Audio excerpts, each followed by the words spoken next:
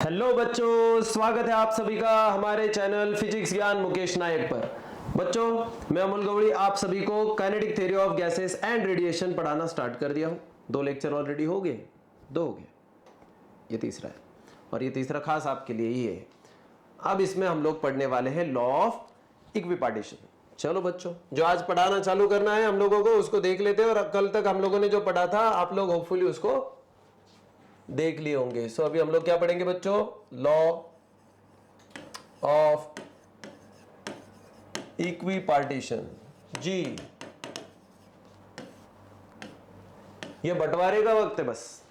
अब ये बंटवारे के बारे में बात है। ये पूरा टॉपिक किसके बारे में? अभी बंटवारे। बंटवारे तो समझते होंगे ना आप लोग? हाँ, बंटवारे बहुत अच्छे से समझते हैं, खास करके बॉयज तो बहुत जल्दी समझ जाते हैं, है कि नहीं? बंटवारा क्या करे, दिन ही ऐसे। एक तो लड़कियां सारी टॉपर है, मैक्सिमम लड़कियां टॉपर्स में आ रही और लड़के पीछे पीछे हैं, तो ऑब्वियस है अभी बंटवारे के ऊपर तो फोकस आएगा ही आएगा, है कि नहीं? चलो, सो लॉ ऑफ इक्विपार्टीशन ये क्या है क्या नहीं है इसको समझने की कोशिश करेंगे। लेकिन सबसे पहले देखो कि अगर समझो, मान के चलो कि कोई तो कंटेनर है और उसमें अलग अलग से मॉलिक्यूल्स है, गैस के मॉलिक्यूल है ना, डेफिनेटली। तो वो जो मॉलिक्यूल्स है वो in the state of random motion रहते हैं, कोई कहीं जाता है कोई कहीं जाता है। अगर वो मोशन में, इसका मतलब उसको कुछ वेलोसिटी होगी, और इसका मतलब है, और उसको एक डायरेक्शन भी तो है ना, या तो एक्स एक्सिस के अलोंग जा रहा है, या तो वाई के अलोंग जा रहा है, या तो जेड के अलोंग जा रहा है, फ्री स्पेस में घूम रहा है भाई साहब। लेकिन यही सारी चीजों को लेके अगर मैं ये कहूं कि उसमें एक काइनेटिक एनर्जी भी होती है, डेफिनेटली जिसमें वेलोसिटी है, जिसको मास है, उसमें तो काइनेटिक एनर्जी भी आ जाएगी। तो बच्चों देखो, हम लोग उसमें से किसी भी एक ही मॉलिक्यूल को उठा लेते हैं, ठीक है? किसको उठा लेंगे? एक मॉलिक्यूल को। तो समझो अभी एक कंटेनर है और कंटेनर में कोई भी एक मॉलिक्यूल को उठा लिया, ये मॉलिक्यूल है, और समझो ये इधर कहीं तो जा रहा है। तो क्या इसके अंदर कोई तो, अभी इसकी वेलोसिटी समझो v, क्या इसके अंदर काइनेटिक एनर्जी रहेगी? हाँ। अब इसकी जो काइनेटिक एनर्जी रहेगी ना, हमें सिर्फ उसके बारे में ही बात करनी है कि kinetic energy of the single molecule तो कितनी होगी, देख लो। So kinetic energy of a single molecule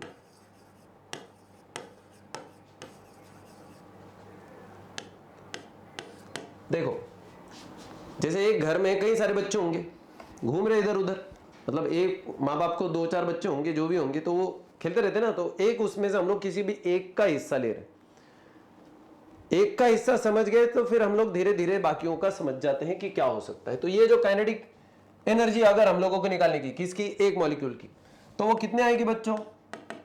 कई सारे लोगों को लगेगा कि फिर वो आ जाएगी ½ mv²। वेरी गुड बच्चों।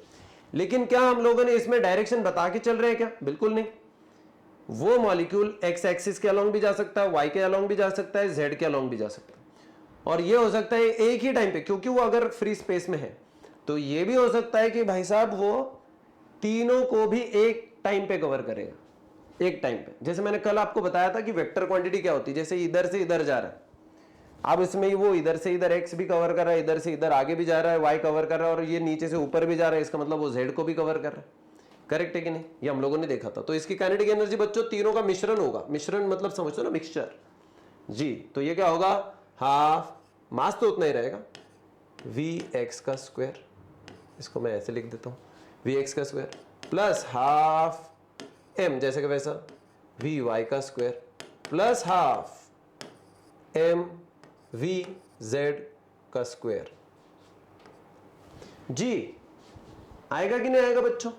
क्लियर है कि नहीं?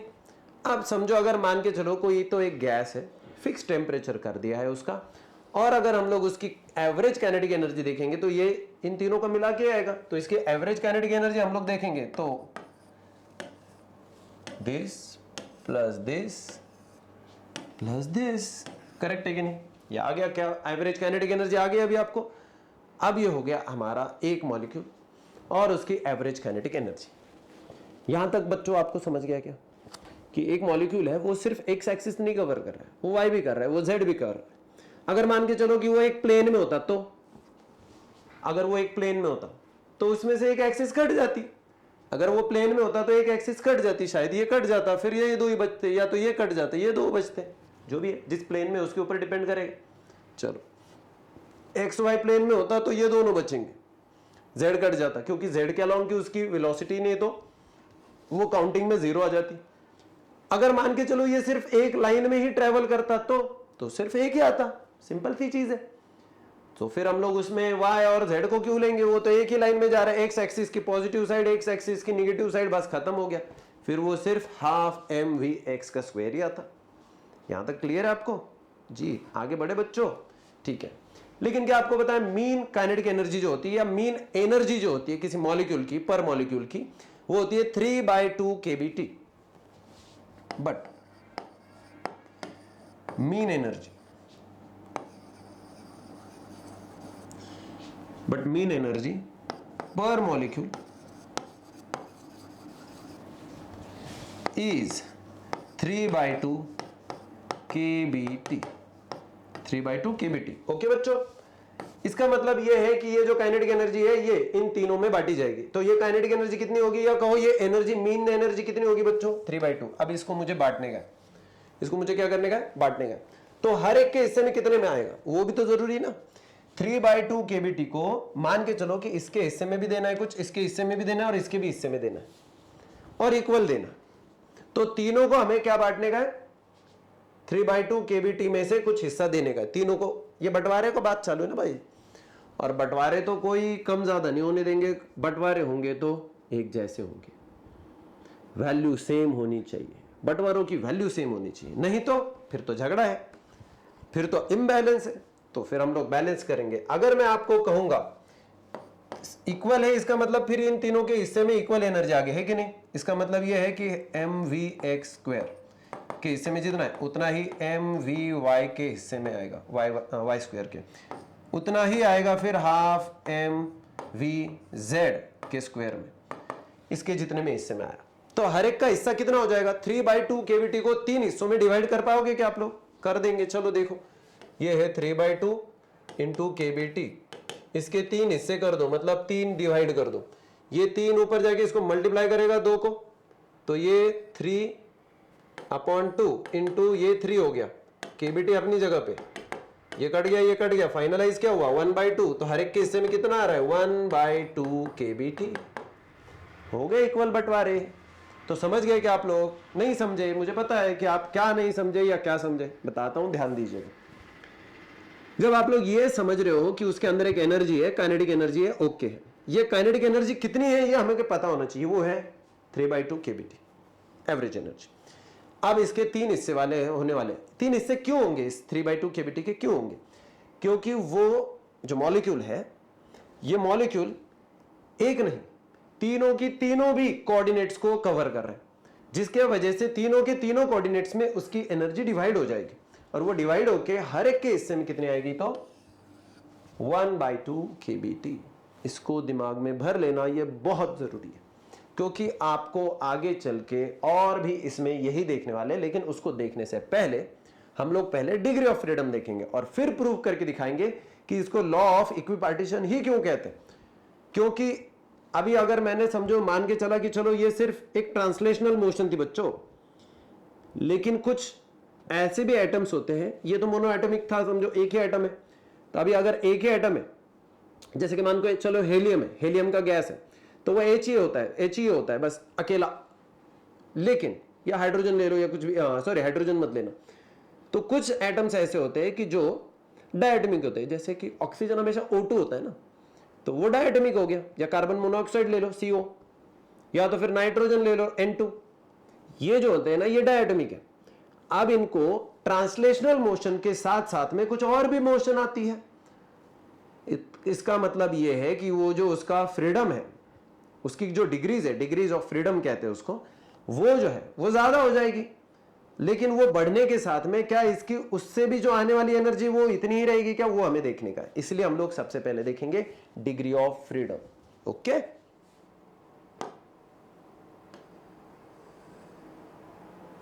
इसको ध्यान में रखना बच्चों कि पहुंचना गए। चलिए अब बहुत जरूरी पार्ट को मैं बताने जा रहा हूं, और वो है degree of freedom.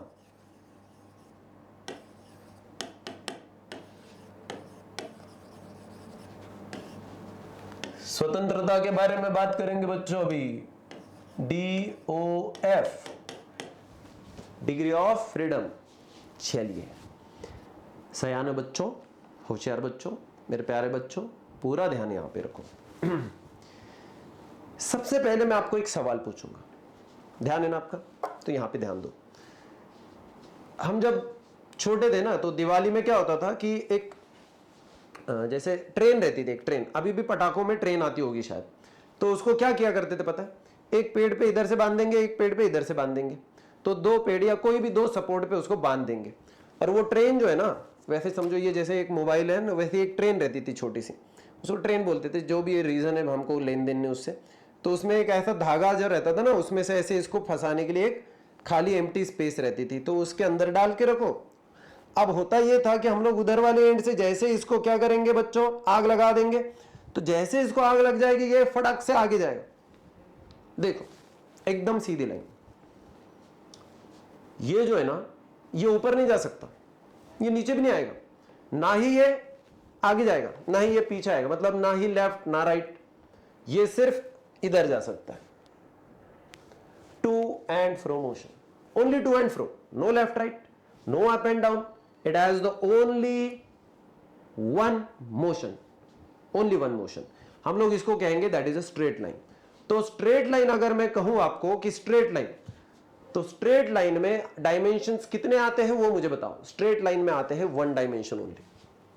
So degrees of freedom को अगर पहले समझना है तो सबसे पहले इसी चीज को समझना पड़ेगा कि मॉलिक्यूल्स जो है वो फ्री टू मूव है, लेकिन वो फ्री टू मूव कहां पे है उसके ऊपर डिपेंड करेगा। तो अभी फ्री टू मूव में देखो, देखो पूरा ध्यान यहां पे देखो, अगर आप स्ट्रेट लाइन में ट्रेवल कर रहे हो, कितना गंदा लिख दिया भाई मैंने, बहुत ज्यादा गंदा, मुझे खुद भी शर्म आ गई। स्ट्रेट लाइन उससे थोड़ा ठीक है, चलो। तो जब आता है तो इसको मैं क्या कहूंगा, वन डायमेंशनल मूवमेंट या वन डायमेंशनल मोशन हो गया, ये डायमेंशनल मोशन हो गया। अब दूसरा, अगर मान के चलो जैसे कैरम खेल रहे हो, तो कैरम में जैसे स्ट्राइकर मार दिया, एक्स एक्सिस वाई एक्सिस दोनों, कैरम एक प्लेन होता है ना, तो उसमें कितने डायमेंशन कवर होते हैं बच्चों, दो। जब कैरम आप तिरछा मारते हो तो ऐसे भी जाता है और ऐसे भी जाता है, दो भी डिस्टेंस। तो क्या मैं कह सकता हूं, अगर मान के चलो ये प्लेन है, तो प्लेन में क्या आता है, कितने डायमेंशन आते हैं बच्चों, टू डायमेंशन, सिंपल है क्या।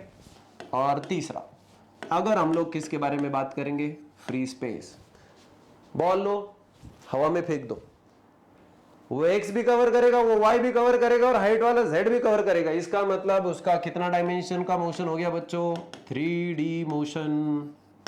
सो वो 3 डायमेंशनल मोशन में होता है। इनके मोशन के टाइप समझ गए क्या, किसके लिए क्या क्या है। अगर ये समझ गए हो तो फिर हम लोग आगे बढ़ते हैं। एक सेकेंड दो मुझको, ठीक है, मैं टाइम देख रहा था। हाँ जी हाँ जी हाँ जी, ये हो गया। हाँ, काम होता, अभी काम नहीं हुआ है, काम तो नहीं हुआ है। ये सिर्फ कुछ चीजों को बताता है, जैसे कि क्या, ये टोटल नंबर ऑफ कोऑर्डिनेट्स के बारे में बात है। किसके बारे में बात है, total number of coordinates, X Y Z, 3 coordinate system है हमारे पास। इसके हिसाब से इसकी मोशंस डिसाइड होती है। तो उसके हिसाब से हम लोग अगर देखेंगे तो इसकी ट्रांसलेशनल मोशन होती है, प्लस कुछ एटम्स ऐसे होंगे जैसे डायटोमी के मैंने कहा था, उनमें रोटेशनल मोशन भी आती है, और एक एडिशन में एक मोशन आ जाती है जिसको हम लोग कहते हैं वाइब्रेशनल मोशन, जिसके बारे में हम लोग एकदम अंत में पढ़ेंगे। तो लेकिन अभी हम लोग क्या पढ़ रहे हैं बच्चों, डायटोमिक मॉलिक्यूल्स। अभी डायटोमिक मॉलिक्यूल्स के बारे में पढ़ते हैं। देखो चलो इसको आगे ले लेता हूं मैं थोड़ा सा, डायटोमिक मॉलिक्यूल्स के बारे में देखते हैं हम लोग। Now if you are going to see about the diatomic molecules,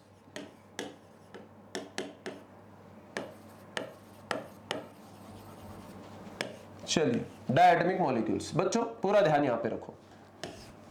इधर एक एक्सिस है, इधर एक एक्सिस है, इधर एक एक्सिस है, ठीक। यहाँ पे एक मॉलिक्यूल है, यहाँ पे एक मॉलिक्यूल है, और इसका ये मोशन। देखो पहले समझ लो इनको, अभी हम लोग पहले नाम देते थे, ये Z है, ये Y है, ये X है। ओके बच्चों, अब देखो थोड़ा सा ध्यान दीजिएगा, इसका ये पोजीशन है, इसका ये पोजीशन है। अब अगर मैं आपको पूछूंगा कि समझो अगर एक गैस है, मोनो एटॉमिक गैस है कोई भी, जैसे हेलियम है, ठीक है, फॉर मोनो एटॉमिक कितने डिग्री ऑफ फ्रीडम होंगे, फॉर मोनो एटॉमिक गैस जैसे कि हेलियम। मैं सिंपल सा क्वेश्चन पूछ रहा हूं आपको, एकदम ही सिंपल सा। तो मुझे बताओ इसमें उसकी डिग्री ऑफ फ्रीडम कितनी होगी?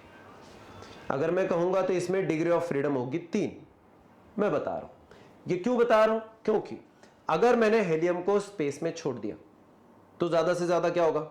हीलियम या तो एक्स के अलोंग जाएगा, वाई के अलोंग जाएगा, जेड के अलोंग जाएगा। इससे ज्यादा तो कुछ नहीं कर पाएगा ना वो। इससे ज्यादा उसके पास कोई दूसरा ऑप्शन नहीं है, वो रोटेट नहीं हो पाएगा, क्योंकि उसके साथ में कोई पेयरिंग मॉलिक्यूल नहीं है, वो अकेला है, एकदम सिंगल है बेचारा। जिसको भाई ने उसको पता चल जाता होगा, जिसको बहन ने उसको पता चल जाता था। डायटोमिक ना हो तो समझ जाता होगा कि हाँ भाई अकेला रहना पड़ता है। तो अकेले के लिए डिग्री ऑफ फ्रीडम कितनी है? 3। वो भी किसके वजह से? ट्रांसलेशनल के वजह से। तो क्या मैं कह सकता हूं इसकी डिग्री ऑफ फ्रीडम है 3, जो किसकी वजह से? 3 जो भी किसकी वजह से? ट्रांसलेशनल मोशन की है। वो सिर्फ और सिर्फ ट्रांसलेशनल मोशन की है। समझ गए आप लोग? सिर्फ और सिर्फ ट्रांसलेशनल बता रहा हूं जी। अब अगर मान के चलो इंस्टेड ऑफ दिस हम लोग डायटोमिक का देख रहे हैं, हमारा टारगेट डायटोमिक है। ये जैसे कि डायटोमिक ऑक्सीजन, ऑक्सीजन का एक मॉलिक्यूल इधर, एक मॉलिक्यूल इधर। अब इसमें क्या होता है बच्चों? इसमें 3 डिग्री ऑफ फ्रीडम तो मिलना ही मिलना है, बाय डिफॉल्ट आना ही आना है, वो तो हो ही गया। सो इसको कितनी डिग्रीज ऑफ फ्रीडम मिलेंगी? देखो 3 डिग्रीज ऑफ फ्रीडम। कितनी बच्चों इसको? 3। किसके वजह से? ट्रांसलेशनल मोशन की वजह से। वो तो मिलनी ही है, उससे कोई इसको रोक नहीं सकेगा। लेकिन साथ में इसको और डिग्री ऑफ फ्रीडम मिल जाती है। कौन सी?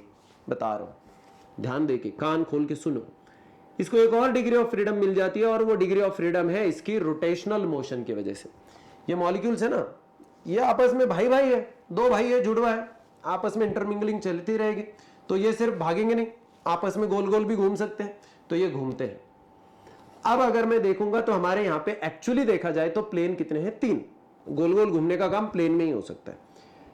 X Y, Y Z, X Z, 3 plane है। करेक्ट है कि नहीं? लेकिन क्योंकि ये मॉलिक्यूल, ध्यान दीजिएगा, अभी जैसे मैं डिग्री ऑफ फ्रीडम, तो कुछ लोग सोचेंगे कि भैया इसकी डिग्री ऑफ जो फ्रीडम है ना वो होगी 3, जबकि मैं कहूंगा उसको वो गलत है, क्योंकि उसकी 2 ही है degree of freedom, because of the rotational, due to rotational. का है बताता हूं। अगर इस पर्टिकुलर केस में हम लोग देखेंगे तो उसकी degree of freedom along the Y axis है and along the Z axis ही है। मतलब वो किसके अराउंड रोटेट होगा? तो जेड के या तो वाई के, लेकिन एक्स के अलोंग नहीं होगा। क्या? उसकी एक्चुअली वो एक्स एक्सिस के ऊपर ही होने के वजह से उसकी जो पोजीशन है वो कंपैरेटिवली चेंज नहीं होगी। इसलिए हम लोग उसको नहीं कह पाएंगे कि हाँ भाई ये एक्स एक्सिस के अलोंग भी रोटेशन करेगा, तो वो तो उसकी पोजीशन उसमें ही है, उसी एक्स में है। तो इसलिए फिर हम लोग उसको डिग्री ऑफ फ्रीडम में नहीं देख सकते। तो इसलिए याद रखना कि सिर्फ कितनी आएंगी? 2 डिग्री ऑफ फ्रीडम आती है। कितनी आती है बच्चों? 2 डिग्री ऑफ फ्रीडम। अब अगर मैं कहूंगा आपको कि टोटल एनर्जी निकालते हैं due to translational, due to rotational, तो एनर्जी आएगी energy due to translational plus energy due to rotational. अब एनर्जी का फॉर्मुलेशन तो आपको पता है, मुझसे ज्यादा आप लोग जानते हो, ½ mv(x) का स्क्वायर प्लस ½ mvy का स्क्वायर प्लस ½ mvz का स्क्वायर। क्यों? Due to translational. ये कब देखा? ये कब आया था? यहीं से तो शुरुआत की थी भाई साहब। काइनेटिक एनर्जी पर मॉलिक्यूल, ये तो वही है ना। लेकिन ये किसके वजह से? केवल और केवल ट्रांसलेशनल की वजह से। प्लस और क्या आएगा रे? अब आएगा रोटेशनल की वजह से। अब रोटेशनल की वजह से जो आता है, रोटेशनल मोशन में आपको पता होगा काइनेटिक एनर्जी क्या होती है? ½ I⍵²। तो यहां पे आ जाएगा ½ I, लेकिन I कौन? IZ ω/z का स्क्वायर प्लस और y, क्योंकि ये सिर्फ y और z के साथ में है। यहाँ पे हमारे पर्टिकुलर एक केस में बात कर रहे हैं। अगर इधर ऐसा वर्टिकल होता तो फिर y और x होता जी। ½ IY ω/y का स्क्वायर। हाँ जी, समझ गए? तो कितने हो गए? Degree of freedom 2। रोटेशनल के, डिग्री ऑफ फ्रीडम 3 किसके, ट्रांसलेशनल के। तो अब देखो, अब अगर मैं पूछूंगा ये कितना कंट्रीब्यूट कर रहे हैं, देखो बच्चों, अगर एक पेरेंट का कपल है, जो एक कपल है समझो, अब उनको बच्चे हैं 3, अब उनको बच्चे कितने हैं बच्चों, 3। तो एक्चुअली उनमें देखा जाए तो जो प्रॉपर्टी है, समझो ऐसे मान के चलो कि पेरेंट्स के पास जितना भी कुछ भी प्रॉपर्टी है, तो अभी उसमें कितने हिस्से होंगे बच्चों, 3 हिस्से होंगे, समझो 90 रुपए उनमें, तो 30 रुपए हर एक बच्चे के हिस्से में आ गया। अब लेकिन थोड़ा सोचो, अगर उसी कपल को 5 बच्चे होते तो सोचो, अब पैसे तो उतना ही है, 90 ही है, लेकिन अब उसका बंटवारा कितना होगा बच्चों, 18 18 18 18 18, सो 18 5 90। कहने का ये है मुझको, मैं एनर्जी के कम के या ज्यादा के बारे में नहीं बात कर रहा हूं, मैं यहां पे क्या पॉइंट नोट डाउन करवाना चाहता हूं आपको, वो समझ लो कि सबके हिस्से में इक्वल ही आएंगे। वैसे यहां पे एक के हिस्से में, एक डिग्री ऑफ फ्रीडम के हिस्से में कितने आती है, half KBT, half KBT, half KBT, half KBT, so half KBT. So finally क्या मैं कह सकता हूं, each of them add half kBT to total energy, so total energy को हर एक इनमें से कितना ऐड करता है, हाफ केबीटी। समझ गए बच्चों, चलिए अब अगर ये समझ गया है तो अभी इसका अगला भाई और लास्ट वाला भाई आने वाला है, मतलब इस फैमिली का अगला टाइप आएगा, और वो क्या कहता है, अभी ध्यान दीजिएगा। In addition to translational and rotational motion,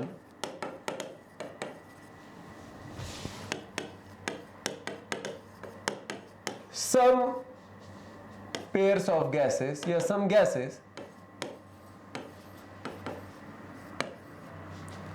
also have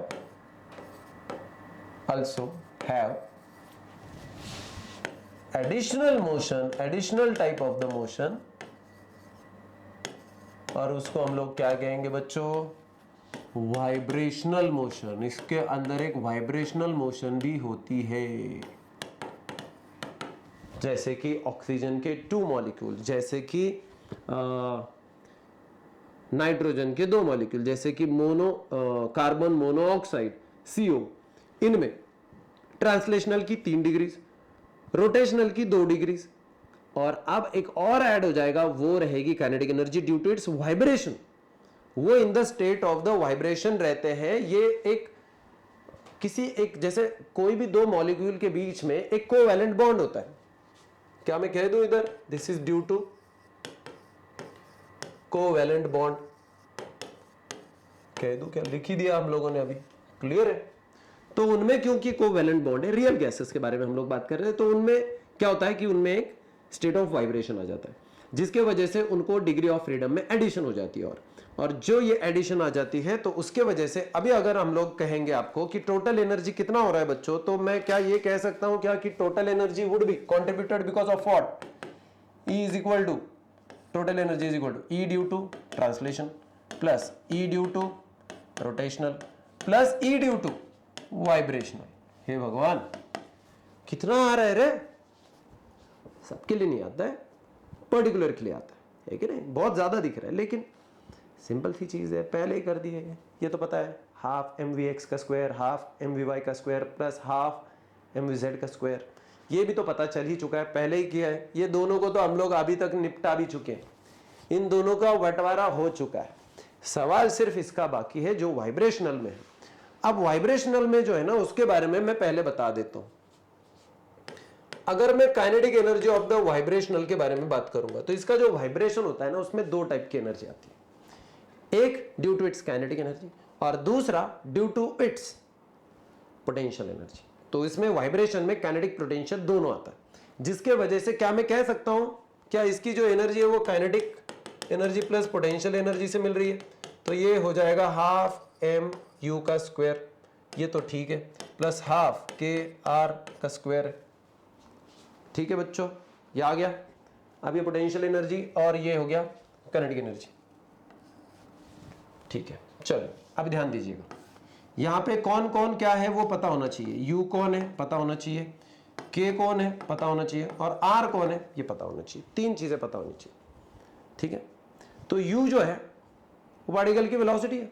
so simple term में अगर हम लोग उसको देखेंगे तो it is the velocity of vibration, velocity of vibration, क्योंकि वो वाइब्रेट हो रहा है तो कितने स्पीड से हो रहा है या कितनी वेलोसिटी से हो रहा है, तो इतनी वेलोसिटी से वाइब्रेट हो रहा है। ओके, K जो है ना इसको हम लोग कहते हैं फोर्स कांस्टेंट। क्या कहते हैं बच्चों?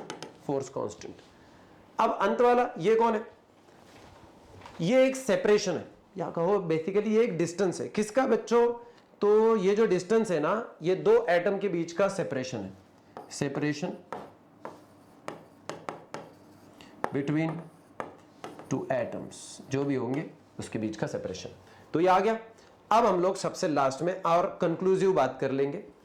तो अगर हम लोग इसको देखेंगे तो फाइनली इसके हिस्से में भी, इनमें से अभी ये भी कितना कंट्रीब्यूट कर रहा है? Half kBt। और ये भी कितना कंट्रीब्यूट कर रहा है? Half kBt। तो क्या मैं कहूं टोटल कंट्रीब्यूशन अगर एनर्जी में हम लोग कहेंगे, सो काइनेटिक एनर्जी, ध्यान है ना आपका, सो काइनेटिक एनर्जी अगर ट्रांसलेशनल की वजह से मीन में देखेंगे तो कितना हो जाएगा बच्चों? 3 इंटू kBt। काइनेटिक एनर्जी ये किसकी वजह से हुआ है? ट्रांसलेशनल। अब ये रोटेशनल की वजह से। डिग्री ऑफ फ्रीडम कितनी भाई? 2 इंटू 1/2 kBt। और finally kinetic energy due to vibration कितनी है बच्चों? 2 इंटू 1/2 kBt। एक्सप्लेन कर रहा हूं, ध्यान दीजिएगा। कितनी डिग्री ऑफ फ्रीडम है वो सामने लिख रहे हैं। कितनी डिग्री ऑफ फ्रीडम भाई? 3। और हर एक डिग्री ऑफ फ्रीडम कितना का एनर्जी कैरी कर रही है? Half kBt। इधर कितना डिग्री ऑफ फ्रीडम है ड्यू टू रोटेशन? 2 इंटू कितना, हर एक का एनर्जी तो हाफ kBt फिक्स्ड है, बस डिग्री ऑफ रोटेशन के हिसाब से यहां पे हम लोगों ने उसको लिख दिया जी बच्चों।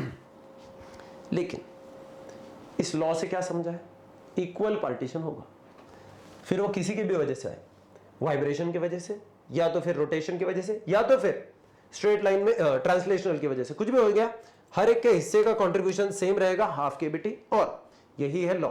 और सबसे अंत में एक चीज को नोट डाउन कर लेना कि ये जो है ना, ये सब कुछ हाई टेम्परेचर पे होगा। ये जो हाई टेम्परेचर पे होगा, लेकिन एक्सट्रीमली लो टेम्परेचर जो है इस पे ये इक्वी पार्टीशन नहीं होता है। ये नोट डाउन कर लेना, this will not occur at the low temperature.